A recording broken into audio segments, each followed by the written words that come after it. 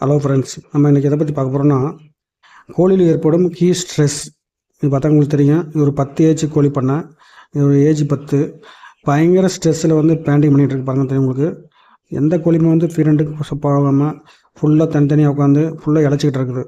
So இந்த அளவுக்கு வந்து இந்த ஏஜில் வந்து சிக்ஸ் வந்து பேண்டிங் பண்ணிச்சாக்கும் உங்களுக்கு 30 நாளுக்கு மேலே வந்து சிஆர்டி வந்துடும், வைரல் இன்ஃபெக்ஷன் உள்ளே வந்துடும். இதெல்லாம் வந்து நம்ம ப்ராப்பராக வெயிட் வராது, எப்சர் போயிடும். ஸோ இப்போ இருந்தே வந்து நம்ம வந்து ப்ராப்பராக வந்து அதை கீட்டுக்கு தேவையான அனைத்து மருந்துகளை வந்து கொடுக்க ஸ்டார்ட் பண்ணிடணும். ஏன்னா வந்து இந்த அளவுக்கு ஸ்ட்ரெஸ் ஆனால் நீங்கள் ஒரு 12 மணிலேருந்தே வந்து ஹீட் ஸ்ட்ரெஸ்ஸான மருந்தை வந்து கொடுக்க ஆரம்பிச்சிட்டிங்களாக்கும் இவ்வளோ ஹீட் ஸ்ட்ரெஸ் ஆகாமல் வந்து கோழி வந்து கம்ஃபர்டபுளாக இருக்கும். ஸோ இப்போ இருந்தே வந்து ஏன்னா சம்மர் ஆரம்பித்து இன்னும் வந்து சம்மரை ஆரம்பிக்கல, அதுக்குள்ளே வந்து இந்த அளவுக்கு வந்து ஹீட் ஸ்ட்ரெஸ் ஆகுது. ஸோ இந்த வருஷம் வந்து சம்மர் வந்து ரொம்ப ஹெவியாக இருக்கும். ஸோ அதனால் வந்து முன்னாடியே வந்து நம்ம மருந்துகளை கொடுத்து கோழிகளுக்கு எந்த பிரச்சனை இல்லாமல் கொண்டு வரணும்னா இம்யூனிட்டாக அதை பார்த்து செக் பண்ணி அதுக்கு தேவையான மருந்து கொடுக்க வேண்டும். தேங்க்யூ.